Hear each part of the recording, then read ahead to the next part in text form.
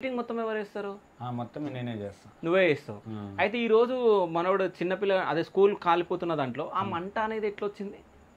ఇప్పుడు ఏఐ వచ్చింది కదా, దాని ద్వారా. కాకపోతే ఏ అయినా కూడా మనం చెప్పినట్టునే చెయ్యదు. దానికి క్లియర్గా అర్థమయ్యేటట్టు ఇంకోటి ఫస్ట్ మైండ్లో పెట్టుకోవాలి. మనకి ఇలాంటి విజువల్ కావాలన్నప్పుడు అటువంటి లైటింగ్ పెట్టి ఆ యాంగిల్ పెట్టి కరెక్ట్ అలా గజిబిజి లేకుండా తీయాలి.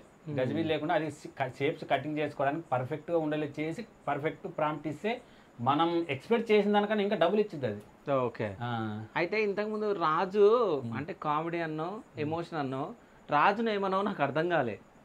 అంటే యాక్చువల్గా కొన్ని క్యారెక్టర్స్ ఉంటాయి కదా, కొద్దిగా రాయల్టీ క్యారెక్టర్స్, అంటే కొద్దిగా పురాణాల్లో చేస్తుంటారు. జమీందార్ క్యారెక్టర్లా జమీందార్ క్యారెక్టర్లు, పురాణాల్లో కొన్ని మన కృష్ణుని క్యారెక్టర్లు ఇటువంటి ఉంటాయిగా, ఎక్స్ప్రెషన్స్ ఇవ్వడం కానీ బాడీ లాంగ్వేజ్ కానీ డైలాగ్స్ చాలా బాగుంటాయి. కొన్నిసార్లు డైలాగ్స్ చాలా పర్ఫెక్ట్గా చెప్తాడు, కొన్నిసార్లు తడబడతాడు. ఓన్లీ డైలాగ్లు. సరే ఏదైనా ఒక డైలాగ్ చెప్తాడేమో చూద్దాం ఇప్పుడు రాజు. ఓకే. నవ్వుతున్నావు ఏం రాజు? నేను మీ దరిద్ర దేవుడను కోరుకొనడి మీకు ఏ వరం కావాలేనో అంతే.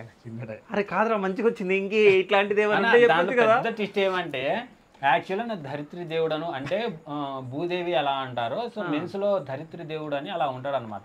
సపరేట్ క్రియేట్ చేసి పెట్టిన అందరు ఏం చేసుకున్నారు అర్థం, దాన్ని ధరిత్రి అని కాకుండా దరిద్ర దేవుడు అని అర్థం చేసుకున్నారు.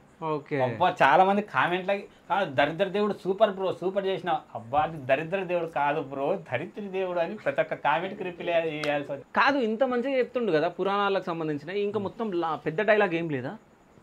లేదు, తనకు ఇక్కడ మనకి ఇన్స్టాలో ఫస్ట్ మనకు వచ్చిన టార్గెట్ ఏమంటే నువ్వు ఏదైనా చేసి 1 నిమిషంలో చేయాలి లేదా నిమిషంన్నరలో చేయాలి.